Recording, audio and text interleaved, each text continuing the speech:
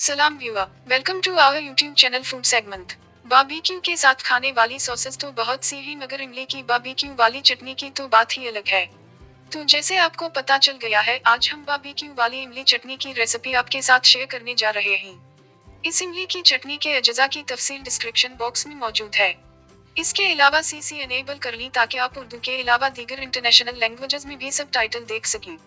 बाजार से जो इमली मिलती है उसे साफ करने के लिए पहले भिगोकर और फिर गुठलियां निकाल के नथारना पड़ता है ताकि मिट्टी और रेत के ज़र्रात अलग हो जाएं। लेकिन अगर इमली साफ पैकेजिंग में हो तो हमारी तरह आप भी सीधे गर्म पानी में डालकर उबालना शुरू कर सकते हैं। तो 1 लीटर पानी में इमली डाल के दरमियानी आंच पर ढककर पकने दी और इमली को पानी में हल होने दी। थोड़ा वक्त लगेगा, मगर इमली का पल्प मुकम्मल तौर पर पानी में हल हो जाएगा।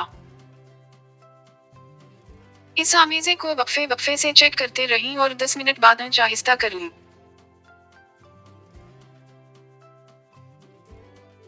जब पल्प अच्छी तरह पानी में हल हो जाए और उबाल आ जाए तो पल्प और गुठलियां अलग कर ली।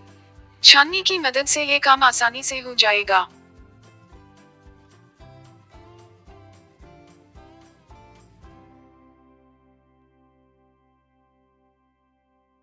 जब पल्प अलग हो जाए तो उसे एक मर्तबा और बॉईल दी ली।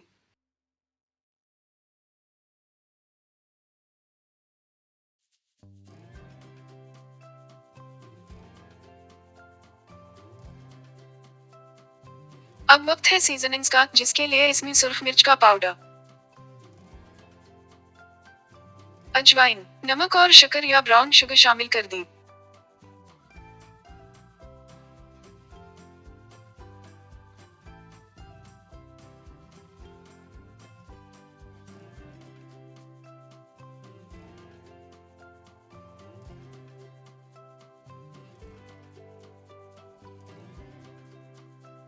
दूसरी तरफ एक तवे या पैन में हल्की आंच पर 1 चाय का चम्मच सफेद जीरा भून ली और फिर इसको हल्का सा कूट ली।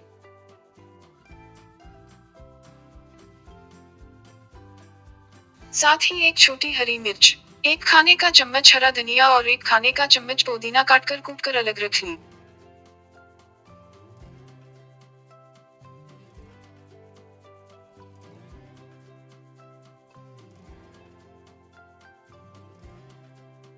पकते हुए इमली के पल्प में बना हुआ सफेद जीरा डालकर 2 खाने के चम्मच चीनी डालकर मिक्स करें।